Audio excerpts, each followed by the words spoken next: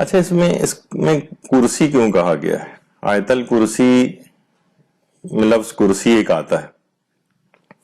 دیکھیے، کسی بھی عمارت کے اجزاء کو دوسرے اجزاء سے جوڑنے کو کرسی کہا جاتا ہے. کرسی ویسے بیٹھنے کی جگہ کو بھی کہتے ہیں یا کسی تخت وغیرہ کو بھی کہتے ہیں. اور حضرت امیر المومنین علیہ الصلوۃ والسلام اللہم صلی علی محمد وآل محمد، وہ یہ بات فرماتے ہیں کہ آسمان و زمین اور تمام موجودات عالم اسی کرسی میں داخل، جسے پروردگار کے حکم سے اس کے فرشتے اٹھائے ہوئے. یعنی تمام آسمان، تمام زمین اور تمام موجودات عالم، یعنی جس میں سارے گیلیکسیز آ گئے، جس کے اندر یعنی یہ بے شمار، جس کا کوئی حد اور حساب نہیں ہے کائنات کا، وہ سب کی سب اس کے اندر شامل ہے. بلکہ ایک روایت میں تو پیغمبر اکرم صلی اللہ علیہ وآلہ وسلم نے اللہم صلی علی محمد وآل محمد اس پورے جہان یعنی وہ سب کرسی میں شامل کیے ہیں. یعنی کہ اس کی مثال ایسی دی ہے کرسی کے مقابلے میں، جیسے صحرا کے اندر کوئی چیز زمین کے اوپر ایک بہت چھوٹی سی کوئی چیز اگر پڑی ہوئی ہو، اس سے تشبیہ دی ہے. تو کرسی کے مقابلے میں تمام جہان جو ہے اس قدر پست ہے. تو اس لحاظ سے یہ اس کے لیے لفظ کرسی استعمال ہوا ہے کہ بہرحال آسمان و زمین اور تمام موجودات عالم اسی کرسی میں داخل. اچھا، آیت الکرسی قرآن و سورہ بقرہ کا بلند ترین لفظ، بلند ترین نقطہ ہے. اور ایک عجیب و غریب اس سلسلے میں بات یہ نظر آتی ہے روایات میں کہ پیغمبر اسلام جب کبھی بھی آیت الکرسی کی تلاوت کرتے تھے تو اس دوران تبسم فرمایا کرتے تھے. مسکراہٹ پیغمبر کے چہرے پر آ جاتی تھی، یعنی خوشی کی ایک مسکراہٹ، اور فرماتے تھے کہ عظیم خزانہ ہے جو کہ مجھے حاصل ہوا ہے.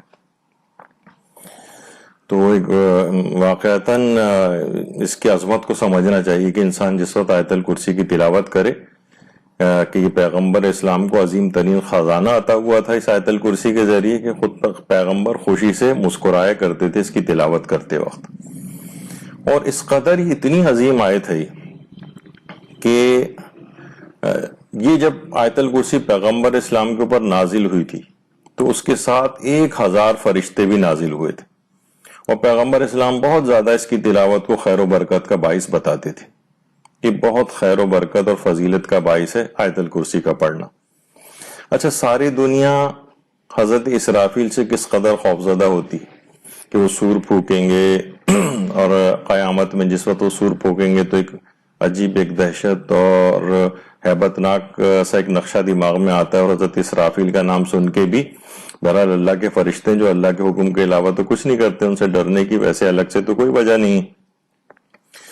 لیکن آیت الکرسی کی عظمت کے سامنے حضرت اسرافیل بھی لرز جاتے ہیں، یعنی عظمت کی وجہ سے، کسی خوف کی وجہ سے نہیں بلکہ اس کی عظمت کی وجہ سے. بہار الانوار میں علامہ مجلسی نے اس کی 82 جو جلد ہے اس میں پیغمبر اسلام سے مروی ایک روایت لکھی، اللہم صلی علی محمد وآل محمد. پیغمبر فرماتے ہیں کہ آیت الکرسی زمرد سبز کی لوح اور تختی پر مخصوص روشنائی سے لکھی ہوئی. ایک زمرد سبز کی لوح ہے، ایک تختی ہے، اس پر ایک مخصوص روشنائی سے لکھی ہوئی ہے. اور پیغمبر فرماتے ہیں کہ خدا کی قسم کوئی جمعہ ایسا نہیں جاتا کہ جب یہ لوح اسرافیل کی پیشانی پر لرزے کو نہ پیدا کر دے.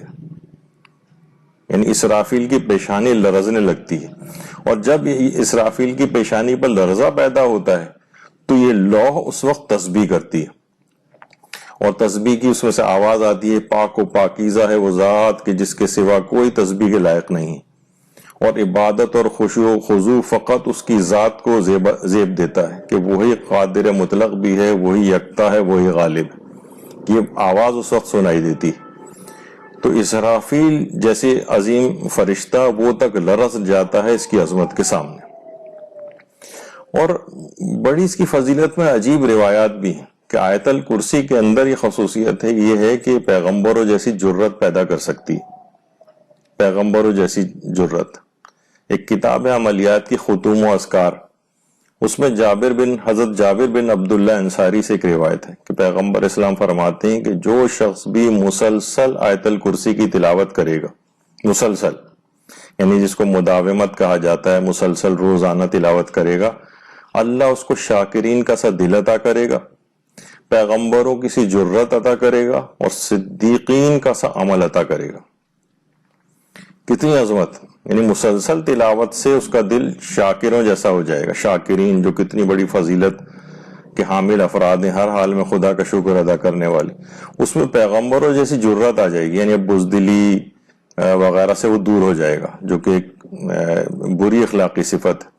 اور صدیقین جو کہ ایک بہت بڑا انبیاء وغیرہ کے ساتھ جن کا تذکرہ آتا ہے، صدیقین کا، ان کا سا عمل پروردگار اسے عنایت کرے گا، اور اللہ کا اپنی رحمت کے سائے میں اس کو رکھے گا، اور سوائے موت کے اس کے اور جنت کے درمیان کوئی چیز حائل نہیں ہوگی، یعنی بس مرا اور اگلا قدم اس کا جنت میں۔ تو یہ روایت پیغمبر اسلام کی جابر بن عبداللہ انصاری سے، کہ کتنی یعنی عظمت والی کیسی خصوصیات یہ آیت الکرسی پیدا کرتی ہے۔ اچھا، یہ ابھی ذکر آیا تھا کہ مداومت، ہمیشہ اس کو پڑھنا، اتنی پابندی کے ساتھ کون پڑھ سکتا ہے؟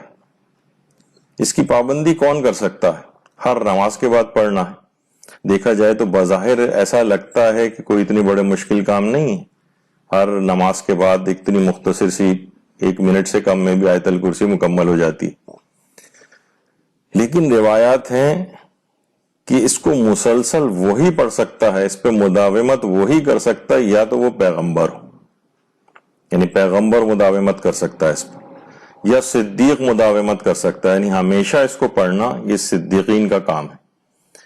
یا تیسری چیز جو روایت میں بیان ہوئی ہے، اس کو مسلسل وہ پڑھ سکتا ہے کہ جس سے اللہ راضی ہو جائے، یہ بھی علامت ہے اس کی، یعنی اگر کوئی شخص مسلسل اس کو پڑھنے کا پابند ہو گیا ہے تو ایک علامت اور نشانی بن سکتی ہے، اس کو کسی حد تک اطمینان ہو سکتا ہے کہ شاید اللہ مجھ سے راضی ہے جب ہی مجھ کو یہ توفیق عطا فرما رہا ہے۔ اور چوتھی وہ چیز کہ کون افراد اس کی پابندی کر سکتے ہیں، وہ کہا گیا ہے کہ جس کے مقدر میں اللہ نے شہادت لکھ دی ہو، اتنا عظیم مقام اور مرتبہ کہ ہمیشہ ہمیشہ کی زندگی اس کو حاصل ہو جائے گی، تو اس پہ مسلسل وہی کر سکتا ہے، یا تو نبی کر سکتا ہے، یا صدیق کر سکتا ہے، یا جس سے اللہ راضی ہو جائے، یا جس کے مقدر میں شہادت لکھی ہو۔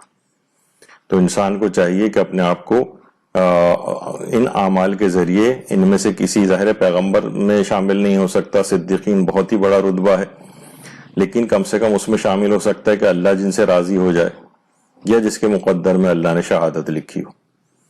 اچھا، اتنی اس کی ابھی آپ جیسے کہ آگے چل کر اس کی بہت ہی زبردست جو فضائل ابھی سنیں گے ابھی تو سمجھنے کے لحاظ سے صرف ہم ایک تمہید سی بیان کر رہے ہیں اور اس کی ایک عظمت تھوڑی سی بیان کر رہے ہیں، لیکن واقعتاً آپ خود حیران ہوں گے یہ سن کر کہ کون سا ایسی چیز اب بچ گئی ہے، کہ کون سا ایسا مسئلہ ہے ہمارا جو آیت الکرسی سے حل نہ ہو سکتا ہو۔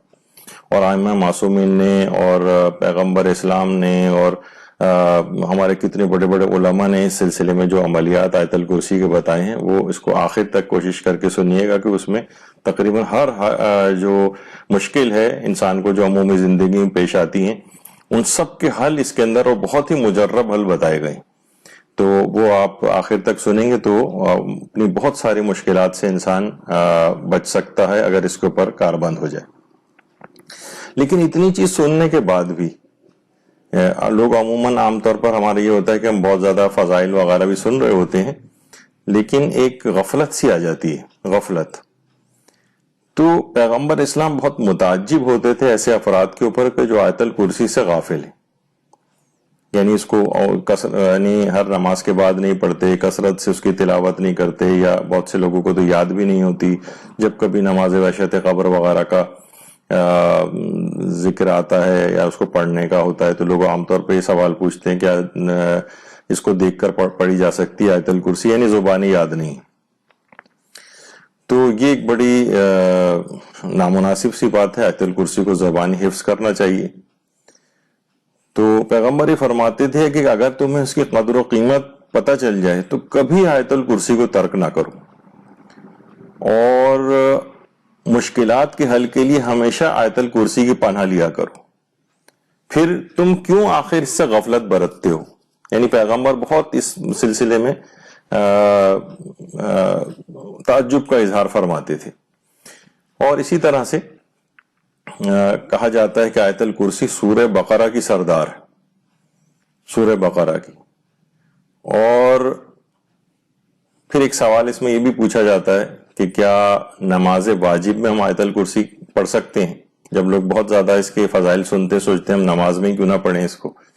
تو بہرحال دیکھیے، پہلی اور دوسری رکعت میں ہمیشہ نماز واجب میں الحمد کے بعد احتیاط واجب کی بنا پر ایک مکمل سورہ پڑھنا یہ ضروری ہوتا ہے. تو کیونکہ یہ ایک آیت ہے، کوئی پورا سورہ نہیں ہے، اس وجہ سے آیت الکرسی کو نماز واجب میں دوسرے سورے کی جگہ پر نہیں پڑھا جا سکتا. اور مستحب نمازوں میں جیسے کہ نماز بحشت قبر وغیرہ ہے یا اور مستحب نمازیں، اس میں آیت الکرسی پڑھی جاتی ہے، لیکن نماز واجب میں نہیں پڑھی جا سکتی ہے دوسرے سورے کے طور پر، یعنی دوسرے سورے کی ریپلیسمنٹ کے طور پر، کیونکہ یہ فقط ایک آیت ہے. یا اگر احتیاطاً بھی آپ 2 آیتیں اور اگر آگے شامل کر لیں تو 3 آیات ہو جائیں گی. تو ہماری فقہ میں یہ چیز صحیح نہیں ہے.